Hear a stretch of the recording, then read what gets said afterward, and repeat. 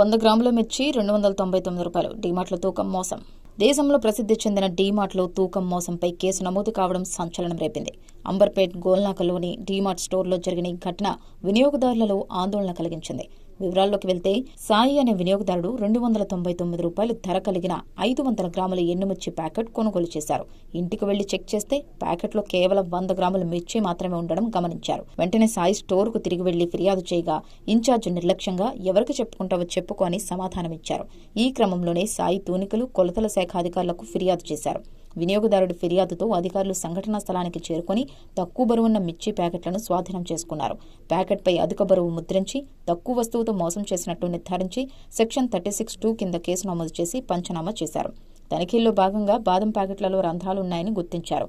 సంబంధిత ప్యాకెట్లను సీజ్ చేసిన అధికారులు డీమార్ట్పై కేసు నమోదు చేశారు. 100 గ్రాముల మిర్చి 299 రూపాయలు. డీమార్ట్లో తూకం మోసం. దేశంలో ప్రసిద్ధి చెందిన డీమార్ట్లో తూకం మోసంపై కేసు నమోదు కావడం సంచలనం రేపింది. అంబర్పేట్ గోల్నాకలోని డీమార్ట్ స్టోర్లో జరిగిన ఈ ఘటన వినియోగదారులలో ఆందోళన కలిగించింది. వివరాల్లోకి వెళ్తే, సాయి అనే వినియోగదారుడు 299 రూపాయలు ధర కలిగిన 500 గ్రాముల ఎండుమిర్చి ప్యాకెట్ కొనుగోలు చేశారు. ఇంటికి వెళ్లి చెక్ చేస్తే ప్యాకెట్లో కేవలం 100 గ్రాముల మిర్చి మాత్రమే ఉండడం గమనించారు. వెంటనే సాయి స్టోర్కు తిరిగి వెళ్లి ఫిర్యాదు చేయగా ఇన్ఛార్జ్ నిర్లక్ష్యంగా ఎవరికి చెప్పుకుంటావో చెప్పుకో అని సమాధానమిచ్చారు. ఈ క్రమంలోనే సాయి తూనికలు కొలతల శాఖ అధికారులకు ఫిర్యాదు చేశారు. వినియోగదారుడి ఫిర్యాదుతో అధికారులు సంఘటనా స్థలానికి చేరుకుని తక్కువ బరువున్న మిర్చి ప్యాకెట్లను స్వాధీనం చేసుకున్నారు.